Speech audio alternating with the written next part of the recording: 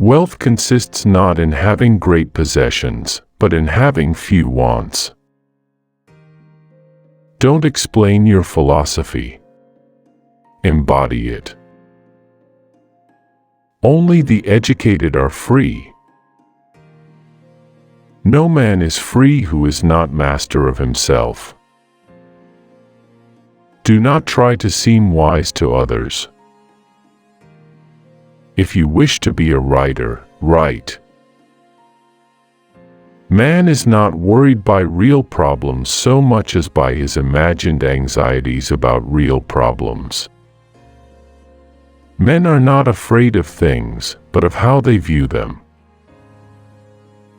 Either God wants to abolish evil, and cannot, or he can, but does not want to. Give me by all means the shorter and nobler life, instead of one that is longer but of less account. It is unrealistic to expect people to see you as you see yourself. He who laughs at himself never runs out of things to laugh at. Seek not the good in external things, seek it in yourselves.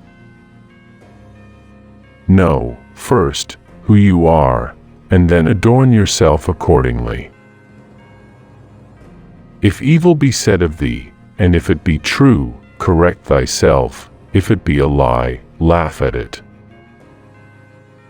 A ship should not ride on a single anchor, nor life on a single hope. You become what you give your attention to. We are not disturbed by what happens to us, but by our thoughts about what happens to us. It is not so much what happens to you as how you think about what happens. Asked, who is the rich man? Epictetus replied, he who is content. It is impossible for a man to learn what he thinks he already knows. Circumstances don't make the man, they only reveal him to himself. People are not disturbed by things, but by the views they take of them. You are a little soul carrying around a corpse. First learn the meaning of what you say, and then speak. Nature hath given men one tongue but two ears, that we may hear from others twice as much as we speak. First say to yourself what you would be, and then do what you have to do. It's not what happens to you, but how you react to it that matters. If you want to improve, be content to be thought foolish and stupid. Any person capable of angering you becomes your master. He can anger you only when you permit yourself to be disturbed by him. The key is to keep company only with people who uplift you, whose presence calls forth your best. It is better to die of hunger having lived without grief and fear, than to live with a troubled spirit amid abundance. On the occasion of every accident that befalls you, remember to turn to yourself and inquire what power you have for turning it to use. Freedom is secured not by the fulfilling of men's desires, but by the removal of desire. Freedom is the only worthy goal in life. It is won by disregarding things that lie beyond our control. Small-minded people blame others. Average people blame themselves. The wise see all blame as foolishness. What really frightens and dismays us is not external events themselves, but the way in which we think about them. It is not things that disturb us, but our interpretation of their significance. If you would cure anger, do not feed it. Say to yourself, I used to be angry every day, then every other day, now only every third or fourth day. When you reach 30 days, offer a sacrifice of thanksgiving to the gods. I must die. Must I then die lamenting? I must be put in chains. Must I then also lament? I must go into exile. Does any man then hinder me from going with smiles and cheerfulness and contentment? Difficulty shows what men are. Therefore, when a difficulty falls upon you, remember that God, like a trainer of wrestlers, has matched you with a rough young man. Why?